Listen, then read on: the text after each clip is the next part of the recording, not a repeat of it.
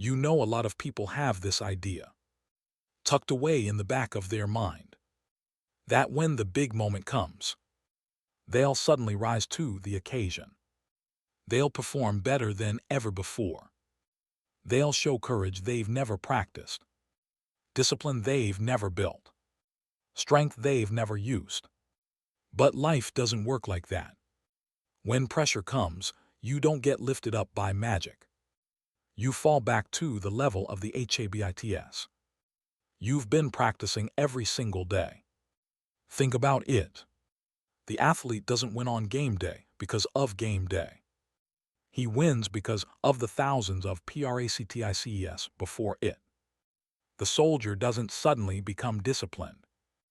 On the battlefield, he falls back to the drills he's repeated over and over again. The businessman doesn't rise to the pressure of the negotiation by luck. He draws from the daily habits of preparation, study, and discipline that were built long before the deal. So when you hear people say they'll show up strong one day when it counts, understand what they're really saying. They're saying they haven't built the habits yet, but they're hoping for a miracle. And miracles are rare.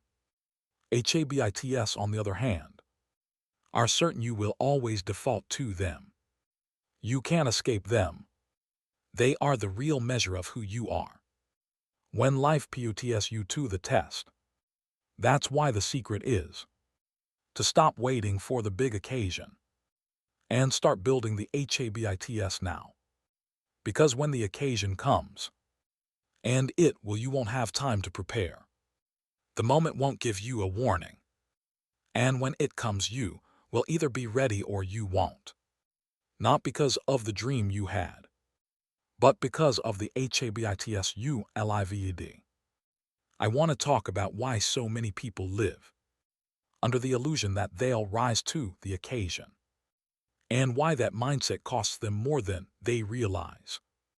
Most people hold on to this idea that when life puts them on the spot, something inside of them will suddenly ignite, and they'll rise to the occasion.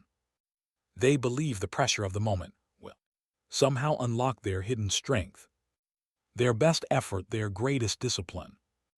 But have you noticed how rarely that actually happens? Think about it.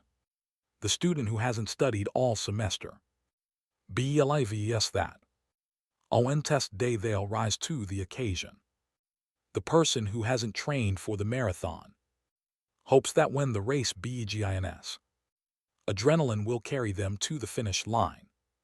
The employee who cuts corners, shows up late and never sharpens their skills, thinks that when the big promotion opportunity comes, they'll suddenly transform into the perfect candidate. But the truth almost never works out that way. Because here's the reality. When the pressure is on, you don't become something new. You don't magically rise above yourself. No. You fall back to the habits you've been practicing all along. The student falls back to the habit of procrastination. The runner falls back to weak preparation. The employee falls back to mediocrity. Whatever your habits are, that's where you land. I remember a young man once told me, "I'll get serious when the time comes. When the opportunity shows up, that's when I'll give it everything I've got." I had to tell him straight. It doesn't work like that. You don't put off discipline until the day it's required. If you to the occasion will crush you. The moment doesn't make you. It exposes you, it reveals who you already are. Shaped by years of choices and patterns. Think of it this way: if you squeeze an orange, what comes out? Orange juice. Not apple juice, not grape juice. Only what's already inside. Life works the same way. When pressure squeezes you, what comes out is whatever you've been putting day after day. If you've been feeding on excuses, if you've been practicing laziness, If you've been tolerate weak HABTS, that's what will spill out under stress. But if you've been practicing discipline, if you've been strngthning your character, if you've been building small daily victories, that's what shows up when you're squeezed. And this is WHY. The illusion of rising to the occasion is so dangerous. It convinces people they don't need to prepare. It tricks them into believing that one big effort, one burst of energy, one shining moment will make up 4 years of neglect. But life doesn't pay out on PRMSES. It pays out on preparation. The occasion is not the time to decide who you are. It's the time when who you are is REVLED. And that's why the work has to be done in advance. In the quiet and the small HABITS nobody sees. Because when the spotlight hits, it's too late to rehearse. HABITS are not flashy, they don't make HEADLNES. No one claps for you. When you choose an apple over a DONUT, or when you put a few dollars into savings, instead of spending them, but make no mistake, those small CHOICES, repeated day after day, are the foundation everything else rests on. CHABITS are like BRICKS. One brick on its own doesn't look like much. But stack one, then another, and before long, you've built a wall. Stack them carefully, consistently, and you'll have a fortress. But if the BRICKS you're stacking are crooked, if they're weak, if they're out of place, don't be surprised when the whole wall collapses at the first storm. That's what HABITS are. The little BRICKS of your daily life, stacked in the direction of your future. I don't count on motivation. Count on HABITS, because motivation comes and goes. Some mornings you feel inspired. Some mornings you don't. Some days you're full of energy. And others you feel like doing nothing. But HABITS don't ask permission.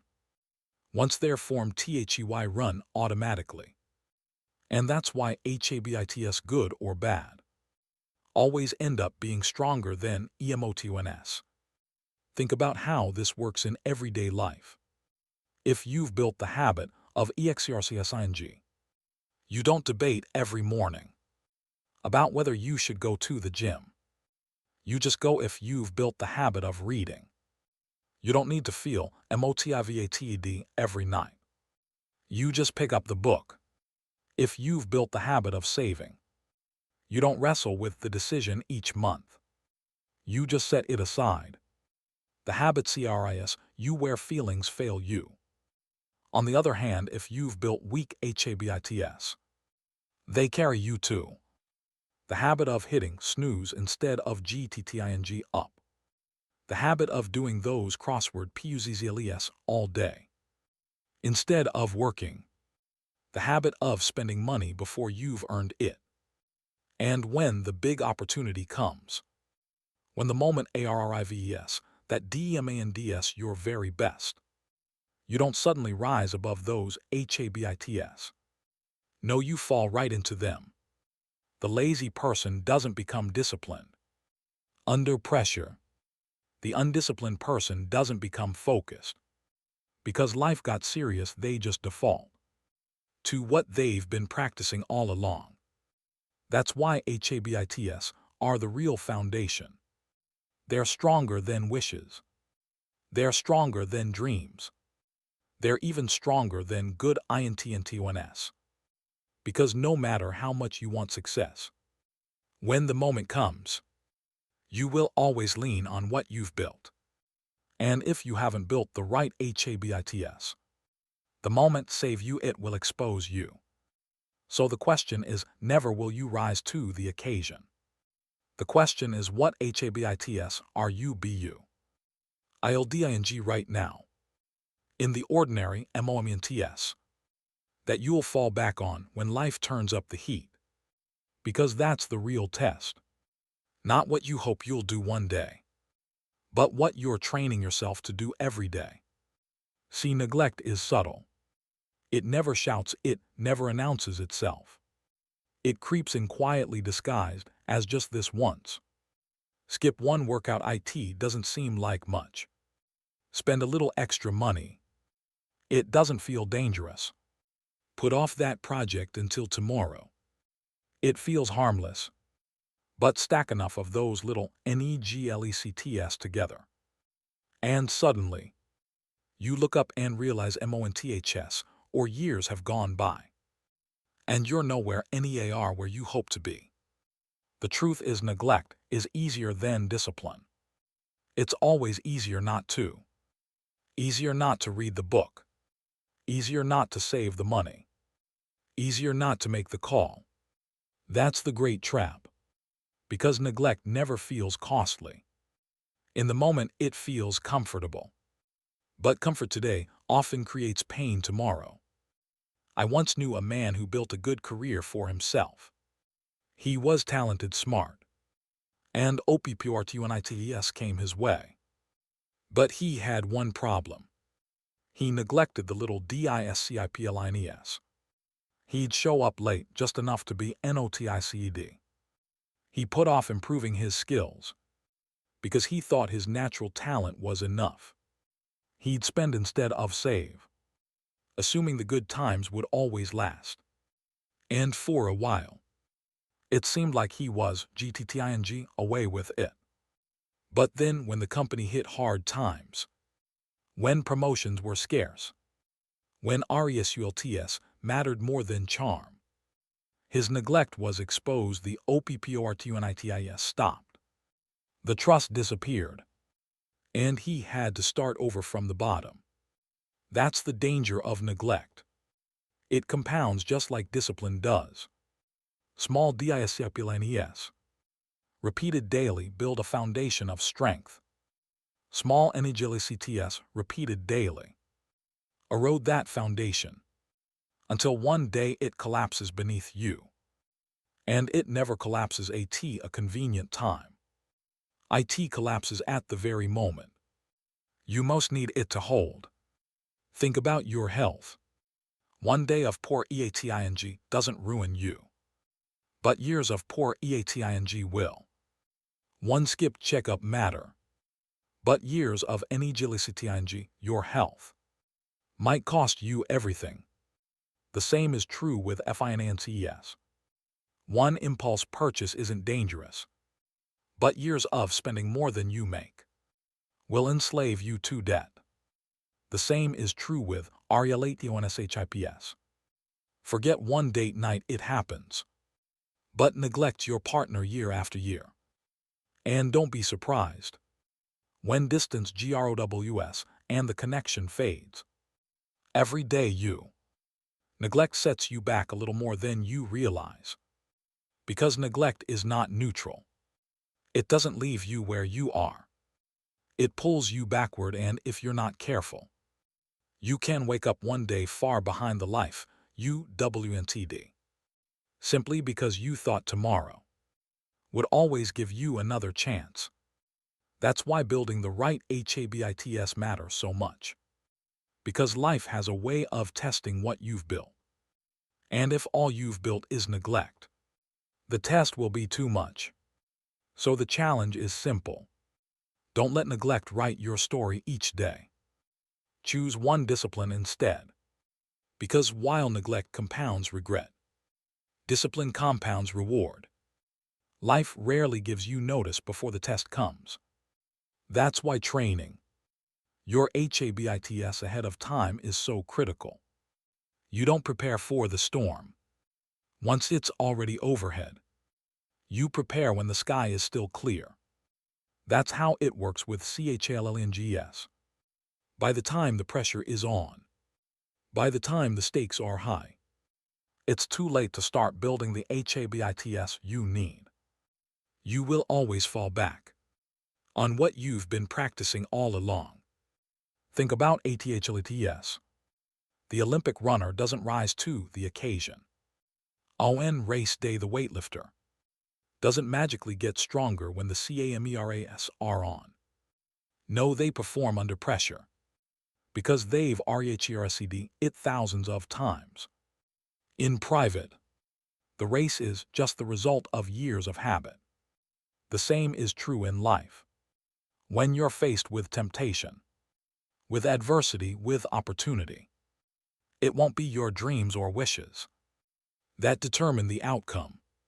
It'll be your HABITS. I remember a young man who told me he wanted to be ready for leadership. When the time came, he had ambitions, big goals, but his daily routine didn't match those goals. He wasn't reading, he wasn't sharpening his skills. He wasn't managing his time. He was waiting for the opportunity to show up before preparing himself for it. And when the opportunity did arrive, he wasn't ready. He fell back not to the level of his ambition, but to the level of his HABITS. That's why small disciplines matter so much. They're training for the big moments. Every time you choose to read instead of scroll, you're training your mind. Every time you save instead of spend, you're training your discipline. Exercise instead of quit, you're training your resilience. Those little DCISIONS are not wasted. Their practice runs for the day. Life calls on you to deliver. Now here's what's important to understand. The tough moments are guaranteed. There's no avoiding them. Adversity will come. CHLNGS will show up. OPPORTUNITIS will knock. And when they do, you'll lean heavily on what you've built in advance. If you've built HABITS of procrastination, you'll procrastinate. If you've built HABITS of discipline, you'll ACT with discipline. There's no ESCPNG it. You don't suddenly become someone different, because the moment is dramatic. The moment only exposes who you already are. Here's something that Mr. SCHOFILD told me all those years ago that I've held on to, and I want to share that with you now. He said, Jim, the time to repair the roof is when the sun is shining. Don't wait until the crisis comes to strengthen yourself. Don't wait until the opportunity comes to prepare yourself. Build the HABITS today while you can, so that when tomorrow demands something of you, you'll already have it in place. So the challenge is clear. Don't train only for the easy days. Train for the tough days. Build HABITS that will hold under pressure. Because when the big test comes, and it will, you won't rise to the occasion. You'll fall to the level of your HABITS. And if those HABITS are strong, they'll carry you through. If they're weak, they'll betray you. The reward for building strong HABITS isn't just survival, it's freedom. See, weak HABITS tie you down. They keep you stuck in CYCLES of frustration and regret. Strong HABITS set you free. They give you options, they give you confidence. They allow you to face whatever comes with assurance, because you know you've already trained for it. I've met people who were constantly anxious about the future. Every little problem felt like a threat. Every challenge felt overwhelming. And I realized something. It wasn't that life was any harder for them than for anyone else. It was that their HABITS weren't strong enough to carry them. Without good HABITS, everything feels heavier than it should. But when you've built the right disciplines into your life, even big problems feel manageable. Why? Because you've REHERSED strength. You've trained perseverance. You've built resilience into your routine. Now here's the beautiful part. Once those HABITS are in place, They start working for you automatically. Why? Don't have to wrestle with willpower every single day. You don't have to start from scratch each time. The habit takes over, and when good habits take over, THEY multiply RESULTS. They don't just add a little bit of success here and there. They compound like interest on an investment. Over time, what feels small becomes extraordinary. Don't wish for less problems. Wish for more skills. Because skills are built on habits. You don't become a great communicator by accident. It's by practicing daily. You don't become financially free by luck. It's by saving and investing habitually. You don't build a strong character overnight. It's by choosing honesty, discipline, and responsibility over and over, until it becomes who you are. That's the reward of habits. THEY build a version of you that can handle more than you ever thought possible. And here's the truth: life isn't fair. Some will face bigger storms than others. Some will have more OPPORTUNITIS. Some will have more OBSTACLES. But habits level the playing field. They're the one thing you can build that no one can take from you. Your job may disappear, the market may collapse, the weather may turn, but no one can steal your habits.